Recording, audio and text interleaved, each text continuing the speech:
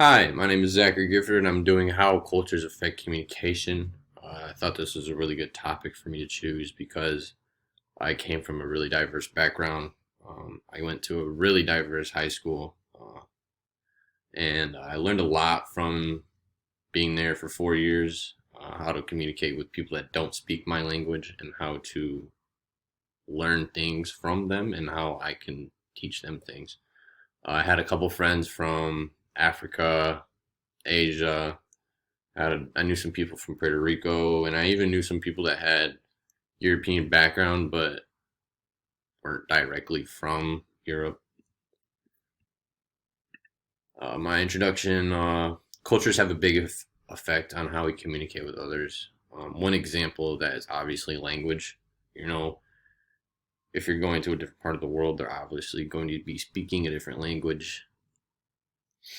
Uh, we must understand each other in order to get along with each other.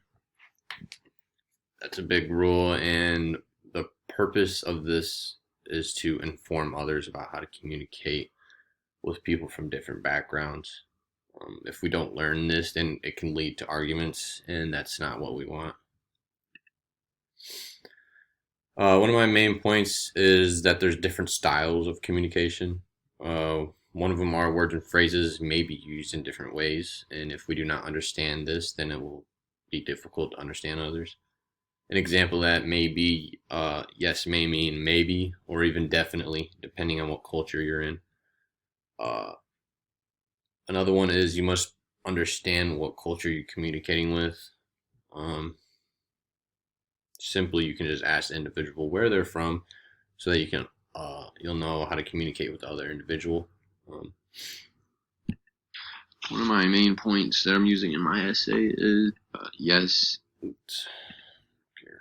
there are different ways in which we complete tasks. The University of Houston, Victoria found that the differences in culture account for how people complete tasks. People from different parts of the world have different resources, which conflicts how they complete a certain task. Combining cultures to help get the task done. Using both resources from the two cultures could help tasks, but it could also cause some arguments. My second main point. High and low context cultures in communication.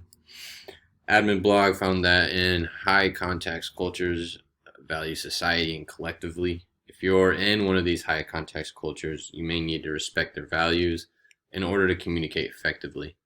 Low context cultures think descriptions and words are more important.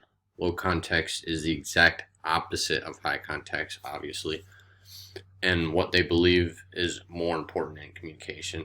Um, you really want to find out if you are in a high context or a low context culture, because if you get it mixed up and you think you're in a low context when you're in a high context, it can lead to arguments or just not understanding the individual that you're talking to.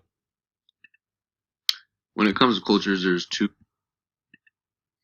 My conclusion is if two people from two other countries do not understand or respect each other's cultures, it will be difficult for them to understand each other, obviously. Just to do this, you can politely ask the individual where they're from, so you know how to communicate with them. Next time you're in a conversation with someone from another culture, remember to respect their values and what kind of style of communication they use. Don't just go up to somebody from a different background and assume that they, know your how you talk and your slang and all of that. Make sure that you know that they're from a different background and you need to talk to them politely and understand where they come from. My conclusion is if two And this is my works cited.